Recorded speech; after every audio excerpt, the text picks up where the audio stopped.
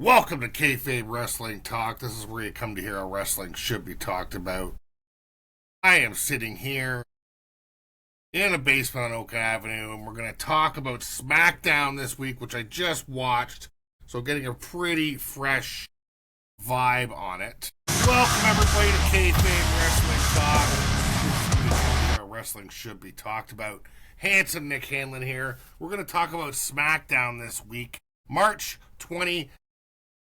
Friday night SmackDown, 3 weeks out from WrestleMania. Some stuff happened, some things went down. We had some matches, a lot of talking, which is always the run-up to WrestleMania. I wish there was more matches. That being said, I guess we have a jelly roll match tonight. Because we don't have enough wrestlers that gotta bring in jelly roll. Okay, anyway. Trying to ramp up those celebrities for WrestleMania. I mean, Jelly Roll is pretty famous, won a bunch of Grammys.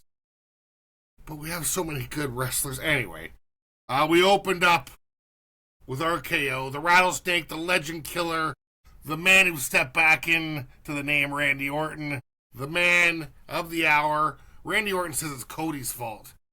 Cody's the one that gave him the blessing to bring out the Rattlesnake again. Cody gave him the blessing. Now he's got to listen to the voices in his head and just beat the hell out of everybody and turn into the real Randy Orton. I really feel like Randy Orton felt like he was being talked down to by Cody, giving him blessings and saying all this stuff. And Randy said there's only one voice he's listening to, and as soon as he was about to say the voice he's listening to, here comes Matt Cardona. Because, Randy Orton broke Cardona's arm last week. He comes down, has a mic, you think he's going to talk, just smashes Randy in the head with that mic. Randy no happy. Randy wants a match. And Cardona's got a broken arm, so I'm not sure what he thinks is going to happen. But hey, we'll see. Nick Aldis tells Trick Williams he's got a match in WrestleMania. Trick Williams is very happy. Sami Zayn gets told there is no match for him at WrestleMania. Sami Zayn not very happy. Sami Zayn punched Trick Williams in face. End of segment. Sami Zayn's quite the little beat. Bella Twins versus Charlotte and Alexa. The Irresistible Forces are going to come down and watch that match.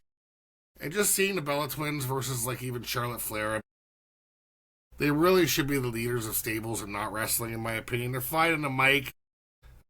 I mean, they did hit a heart attack, which is shades of the Heart Foundation. Cool move. Lash Legend interferes, knocks out Alexa Bliss. The Bella Twins get probably the biggest win since they've been back. That being said, I don't know if they hold up with this generation. We'll see. It's only been a couple matches. They still look great, I guess. I mean, if that's what WWE is looking for, just the whole looks great thing again. They have a lot of talented women that look great and can wrestle. That being said, they get the win. A brawl breaks out. Irresistible Forces clean house. Valkyria Bayley come down and luckily save Alexa Bliss because, Lash Legend put Alexa Bliss into a sleep or a bear hug and then had her tipped over, and Nia Jax was gonna jump on her like the demolition style move, and I think that would have killed poor little Alexa Bliss. That being said, that's the end of that. R-Truth earlier was mistaking Jelly Roll for Dominic Mysterio. That might have been one of the funniest things I've ever heard. Rhea Ripley coming down to talk to Jade Cardell. And we find out very quickly Jade's been collecting friends. Some folks that she's actually been, we thought she was up against. Michin and B-Fab. Well, I guess they got Jade's back. And, Jade throws B-Fab to the wolves. She's going to have to fight Rhea Ripley now. Rhea Ripley's all up for it. She's ready to kick some ass, but it just turns into, a numbers game. Interference, beat down Rhea Ripley.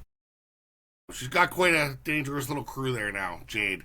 Although, it's weird that she hired two other people that can't talk at the mic because she can't. They really should have got somebody who's better on the mic because it was a disaster, them talking before the match.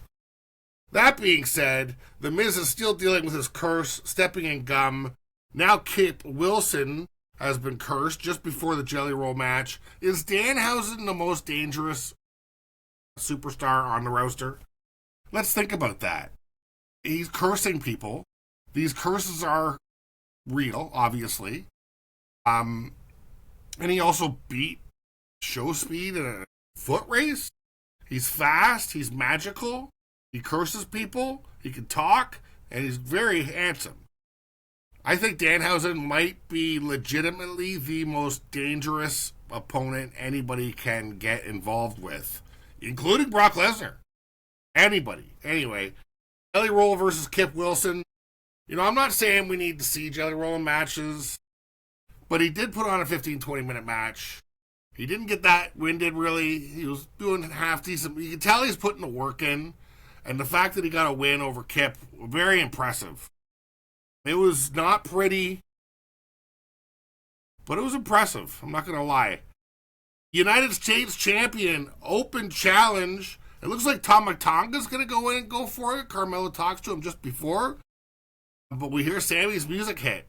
Here comes Sammy, getting in there, trying to get that title so he can get on that WrestleMania card. They kind of hand it to him. It's an open challenge. First come, first serve, I guess. That's the way it works. Sammy had the tights on. That's all I got to say. So Sammy comes down. Of course, Trick Williams comes down before the match starts to keep an eye on things because he just got punched in the face by Sammy.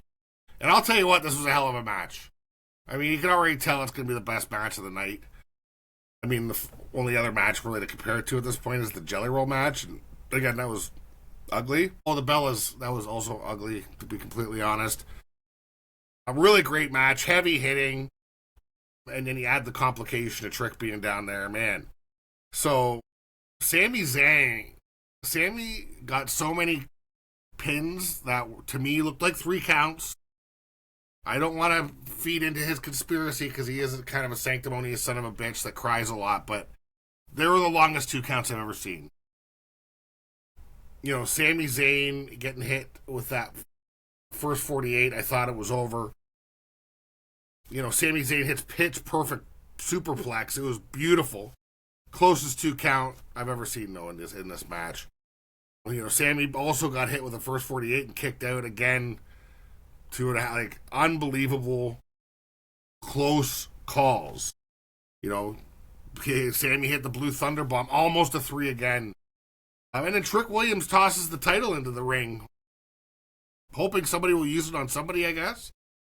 Distracts the ref. Ref's got to get the title out of the ring for everybody's safety.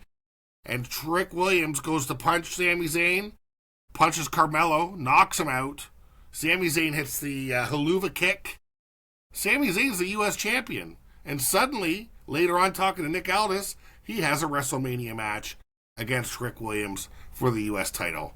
I feel a little bad for Carmelo because he's been carrying this belt, but I guess you got to win to get to WrestleMania. And that's what Sami just did, hitting that haluva kick. Sami Zayn, champion again. They really should be a triple threat match, in my opinion. Maybe Carmelo will make an argument for it next week. We'll see. Because Carmelo definitely deserves to be in that conversation. It's Fatu time. Fatu got a huge pop tonight, by the way. He is over as over can be. I love to see it. He says, I don't care if you hit me with a belt, hit me with a car, throw me off the side of a building. You're not going to keep me down. Here comes Drew. Drew says he doesn't care if he takes food out of Fatu's mouth by taking him out because that's his food and screw his kids. And then it was almost on.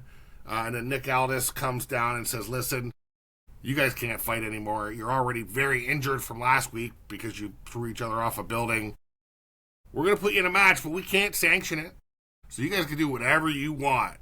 Unsanctioned hardcore match at WrestleMania. Drew McIntyre versus Fatu. I'm calling it right now. That is going to steal the show. I'm excited for that match. Tiffy versus Julia, non-title match. The referee seemed like he was maybe 12 years old, never seen this referee before. Maybe it's a make-a-wish. Did a good job, though. Very sloppy performance most of this match, to be completely honest. But Halfway through, Tiffy picks it up. I mean, most of her moves weren't really affecting Julia as much as they should have because she just wasn't hitting them right.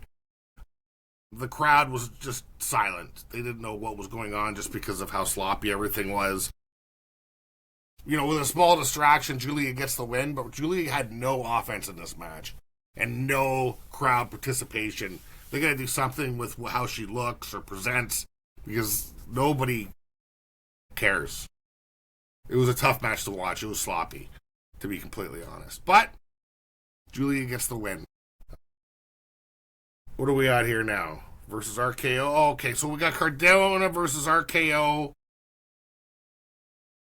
And I mean, it was a squash. I mean, Matt Cardona's got a broken arm.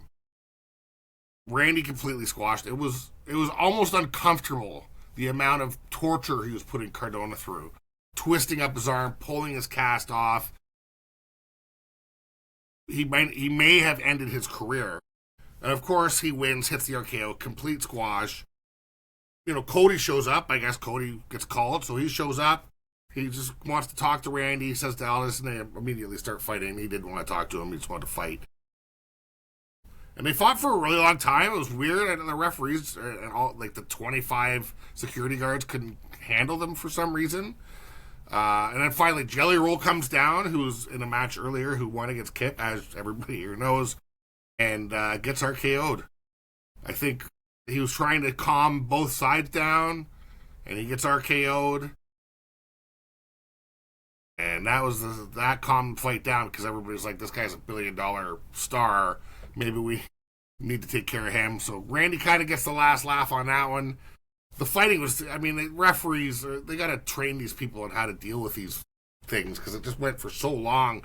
Randy Orton poked several people in the eye, security guards, throwing them around. That was pretty fun to watch. But either way, that was SmackDown. 3 matches, kind of. I mean, not enough. That's why I'm waiting until Sunday to watch it, because they cut it down to 2 hours. If you watch it live, it's 3 hours, and it's too much. But they have so many really talented superstars. I don't know why we got the Bella Twins being featured so much. I don't really understand why we have Jelly Roll being featured, but Jelly Roll put on a better match than the Bella Twins, I'm not going to lie. Anyway, that's SmackDown. Make sure you like and subscribe here at Kayfabe Wrestling Talk. This is where you come to hear how wrestling should be talked about. Handsome Nick Hanlon coming at you. Let me know what you think.